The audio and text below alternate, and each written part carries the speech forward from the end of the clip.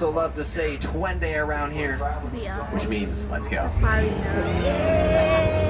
Alrighty, Jumbo, my friends. My name is Daniel, and I will be your safari guide as we head out here into the Harambe Wildlife Reserve. Let's remind you folks, this is a real truck I'm driving, and these are some real animals we'll be seeing, so make sure that you remain seated at all times. So those hands, arms, feet, legs, and sides. And let's have a great time out here. Any questions? Cool, I didn't have the answers anyway. Is this anyone's first time out here? First time? Alright, that just makes me and one enthusiastic person in the back. Alright. Welcome aboard.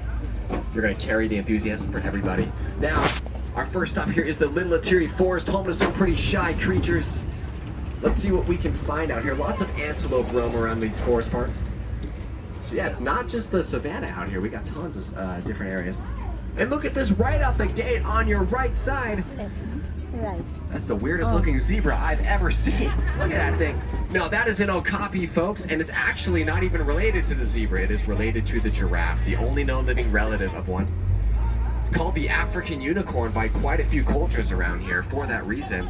Very interesting. And the Western world didn't even want to believe that animal existed until 1901 when a British governor saw it and he was like, well, I guess it does exist after all. So that's how that worked out.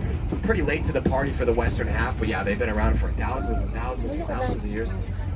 Straight ahead, we up at the top of the hill. These are, looks like all the antelope that I've seen so far. Those are bongo, the darker brown colored ones, and they're also called the ghosts of the forest.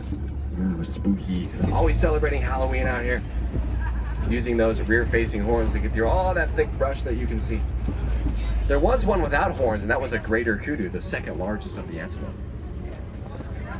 But look at that. You know, you can either hide or just be super big, and that's what the rhino's all about. Left side, the black rhino goes for about 3,000 pounds and is able to charge up to 35 miles an hour.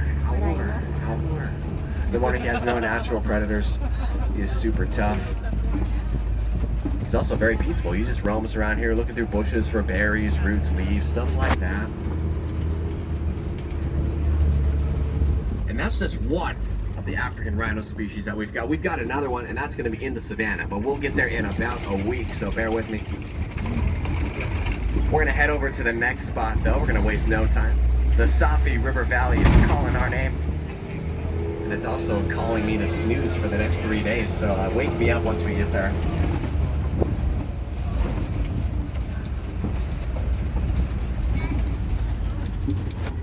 Wow, time really flies when you're sleeping. Welcome to the Saffari River Valley, home to some of the most famous aquatic creatures. This is hippo territory. Keep your eyes peeled for those guys. Across the water, though,